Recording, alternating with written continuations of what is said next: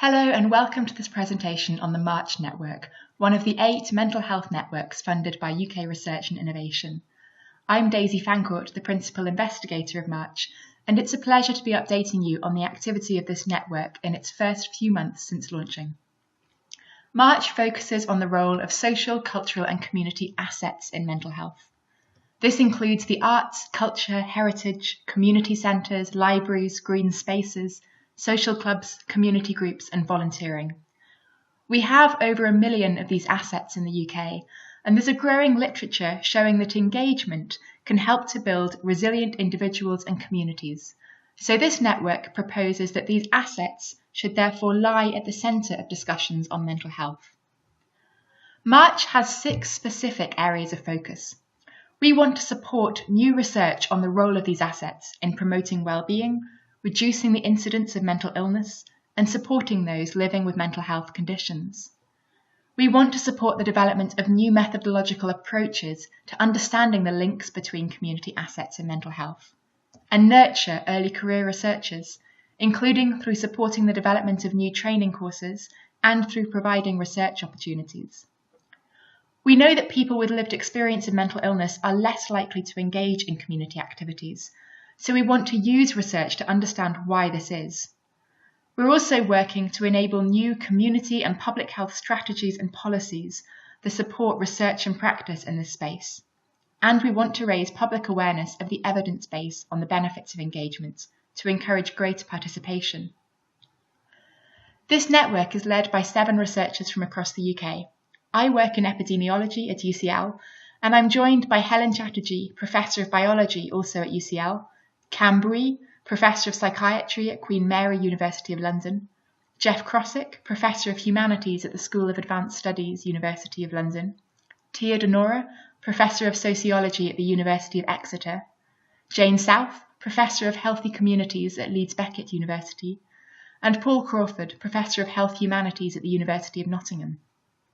The March team also includes Vass James, our Network Coordinator, and Louise Baxter, our Network Researcher.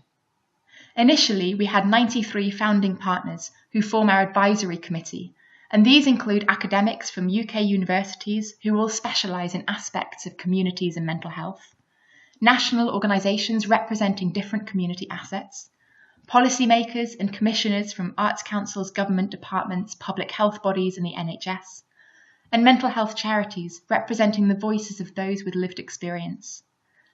Since the network received funding, our membership has grown to over 800 and is continuing to grow each week. We officially launched in November 2018 with an event at the Royal Society for Public Health involving all of our founding partners, as well as 200 new members who followed the event online. This launch involved talks about the aims of March and roundtable discussions on key topics, such as how we're going to work together as a network and the challenges ahead. We encouraged our members to consider what role they'd play in the network and asked them to set targets for us to evaluate ourselves against each year. Thanks to the support of the Mental Elf, we had 7 million Twitter impressions across the day and some lively discussions with great feedback. You can watch a video of the launch on our website to see more about what we got up to. Since, we've written up the notes from the day into a report, and this has guided our initial development as a network, and I'm going to feed back to you on 3 elements of this. First, our communication strategy has built on what was recommended by members at our launch and aims to provide new connections and awareness throughout the network, transcending some of the traditional silos in this area of work. We've set up a website that includes spotlights on good practice, advertises conferences and events, highlights research funding opportunities and key policy and strategy updates, and profiles new research papers as they're published. Members are alerted to new content each month through newsletters, and we also send monthly motivational videos showing projects in action.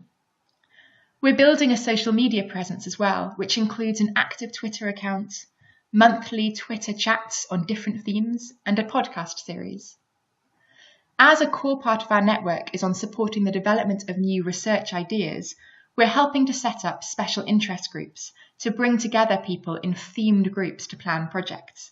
We've launched 6 of these to date, and we're supporting their activity with an online Basecamp discussion forum which provides private areas for groups to discuss ideas, share documents, and plan meetups. So far, we have over 300 active members on Basecamp, and our first groups have started meeting to discuss new research.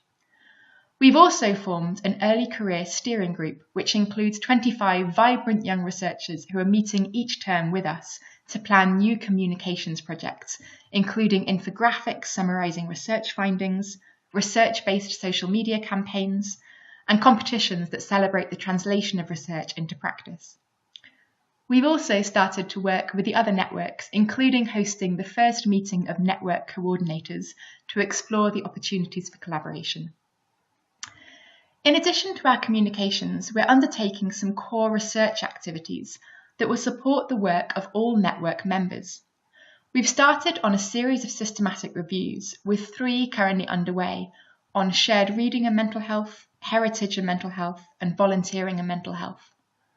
We're also working on a meta-ethnography on the mechanisms underlying the links between music and mental health. We're trying to understand more about why participation in community activities varies depending on mental health. We're undertaking a series of analyses of nationally representative datasets on community participation, with our first paper focusing on cultural activities, including going to popular cultural events such as the cinema, going to traditional cultural events such as concerts and the theatre, going to literary and crafts events, and going to festivals and carnivals. We're already finding clear differences in participation, but we need to understand more about why this is. So we've also received ethical approval for a new qualitative study where we'll be applying behaviour change theory to understand more about the capabilities, motivations, and opportunities to engage amongst those with lived experience of mental illness. To do this, we'll be undertaking interviews and focus groups with the March Network members, including service users, community organisations, and policymakers, funders, and commissioners. We've also launched a partnership with the BBC to run a series of citizen science experiments on aspects of creative and community engagement and mental health as part of their annual Get Creative Festival.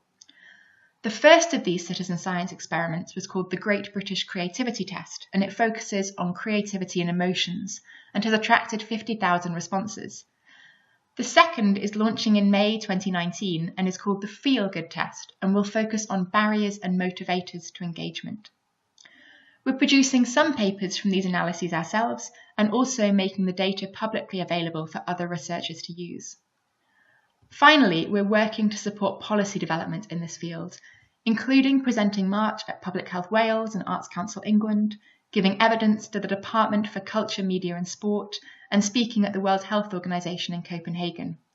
We've also been working with WHO on a new health evidence synthesis report on arts, culture and health, which will be released this summer. Finally, we're turning our attention to our Plus funds. We have £280,000 in funding to distribute, and we're starting this process by co-developing a research agenda with our network members. The first stage of this is launching after Easter and will be reached via the following web link, asking people to identify critical under-researched questions on the impact, content and delivery of community programmes. This will be followed by more consensus-building activities, and then once we have a draft agenda in the early autumn, we'll be releasing small seed funds to support the hosting of meetings to plan research projects that build on this agenda. We'll then be distributing our larger funds in 2 funding rounds in 2020. Overall, our short-term aims with March are that we start to have greater connection between researchers, breaking down some of the disciplinary and asset-based silos in this field. We also want to provide concise research reports and briefs to support policy developments, and also start to have enhanced public awareness of this evidence base and the benefits of community engagement for mental health. As our network develops, we also want to identify and fill gaps in research using our Plus funds, and support the development of specific policies and strategies that will help this research and practice to grow. And we want to use research to help remove some of the barriers to accessing community activities amongst those who could potentially benefit from engaging the most. Long term, our aim is that this network supports the development of the breadth and rigour of the evidence base, enables stronger partnership work at organisational and policy level, and eventually leads to greater and more balanced inclusion in community activities, irrespective of mental health. Overall, this should help to move this work on community assets from the sidelines of mental health research to the mainstream. We're delighted to be working with so many fantastic organisations and individuals already, but we know there are many more that we'd love to connect with. So for more information or to join the March Network for free, you can follow us at marchnetwork.org. Thank you.